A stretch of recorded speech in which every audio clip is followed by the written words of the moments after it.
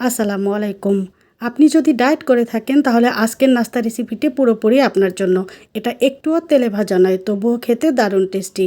সকালের নাস্তা, বিকেলের হালকা খাবার বা বাচ্চাদের টিফিনের জন্য হতে পারে একদম আদর্শ একটি নাস্তা রেসিপি। মাত্র কয়েক মিনিটে একদম তেল ছাড়া এই কালারফুল নাস্তাটা বানিয়ে নিতে পারবেন, যেটা বানানোও খুব সহজ। তো চলেন আজকের মূল রেসিপিতে কি থাকছে একবার দেখে নেই। এখানে আজকের নাস্তাটা বানানোর জন্য আমি 1 বাটি সুজি নিয়েছি। এখন এর মধ্যে স্বাদমতো দিয়ে দিচ্ছি লবণ। লবণটা সুজির সাথে একটু ভালোভাবে মিশিয়ে নিব।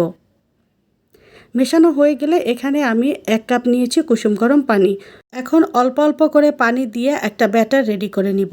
একবারে পানিটা দিব না, তাহলে পানি বেশি হয়ে যেতে পারে।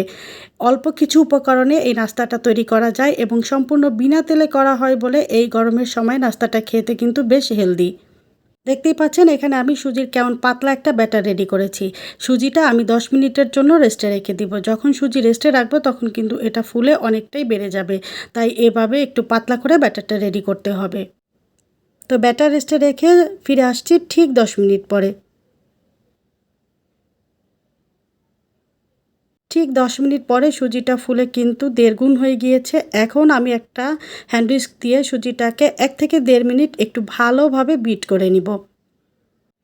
বিট করা হয়ে গেলে এখন আমি এর মধ্যে দিয়ে দিচ্ছি 1 বাটি গাজর। গাজরটা আমি গ্রেটার দিয়ে গ্রেট করে নিয়েছি, এতে খুব তাড়াতাড়ি গাজরটা সিদ্ধ হয়ে যাবে। তারপরে এখানে দিয়ে দিচ্ছি পরিমাণ মতো ধনিয়া পাতা কুচি। হাফ চা চামচ দিচ্ছি ভাজা জিরার গুঁড়া। 1 চা চামচ দিচ্ছি চাট মশলা। চাট মশলার পরিবর্তে স্বাদে ম্যাজিক দিতে পারেন, আবার ইনস্ট্যান্ট নুডলসের ভেতরে যে মশলার প্যাকেটটা থাকে সেটাও ইউজ করতে পারেন। 1 চা চামচ দিচ্ছি কাঁচামরিচ।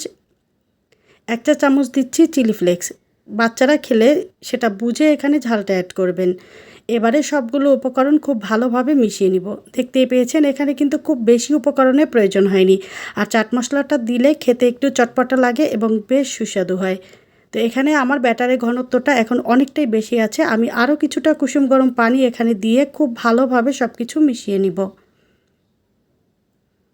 সব কিছু খুব ভালোভাবে মিশিয়ে নেওয়ার পরে এর ঘনত্বটা একটু খেয়াল করে দেখলেই বুঝতে পারবেন। এটা বেশি ঘন হয়ে গেলে তখন ভেতরে কাঁচা থেকে যাবে আর খেতে ভালো লাগবে না। আপনারা দেখে নিশ্চয়ই বুঝতে পারছেন ব্যাটারটা কেমন অবস্থায় আছে। তো এখন আমি লবণটা একটু চেক করে নিচ্ছি। আমার কাছে সব কিছুই পারফেক্ট আছে। চলে এলাম চুলায়। আজকের নাস্তাগুলো আমি লোহার কড়াইতে ভাজছি। আপনারা যে কোনো কড়াই ব্যবহার করতে পারেন, একই রকমের হবে। তো কড়াইটা আমি ধোয়া ওঠা গরম করে তারপরে চুলার আঁচটাকে লো টু মিডিয়ামের মাঝামাঝি রেখেছি। এবার খুব সামান্য বাটার দিয়ে দিচ্ছি। একটা টিস্যু দিয়ে খুব ভালোভাবে কড়াইটা মুছে নিব। যদি আপনাদের কাছে বাটার না থাকে তাহলে ঘি ব্যবহার করতে পারেন, আর এটাও না থাকলে খুব সামান্য তেল ব্যবহার করবেন। এখন পরিমাণ মতো ব্যাটার দিয়ে দিচ্ছি। এই মুহূর্তে চুলার আঁচ লোয়ের থেকে সামান্য বাড়ানো থাকবে। চুলার আঁচ বাড়িয়ে নাস্তাগুলো ভাজতে যাবেন না, তাহলে নিচের অংশটা পুড়ে যাবে, ভেতরে কাঁচা থেকে যাবে। প্রপার একটা ঢাকনা দিয়ে কড়াইটা ঢেকে দিয়েছি যেন কোনোভাবেই ভেতরের ভাবটা বাইরে চলে না আসে। ঢাকনাতে থাকা ছোট ছিদ্রটাও আমি টিস্যু মুড়িয়ে বন্ধ করে দিয়েছি।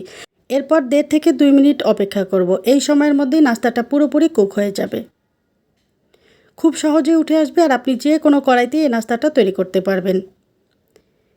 ভেতরটা কিন্তু একদম দারুণভাবে কুক হয়েছে আর নিচের অংশটা একটুও পড়ে যায়নি। আর কতটা সুন্দর কালারফুল হয়েছে নাস্তাটা সেটা আপনারা দেখে বুঝতে পারছেন।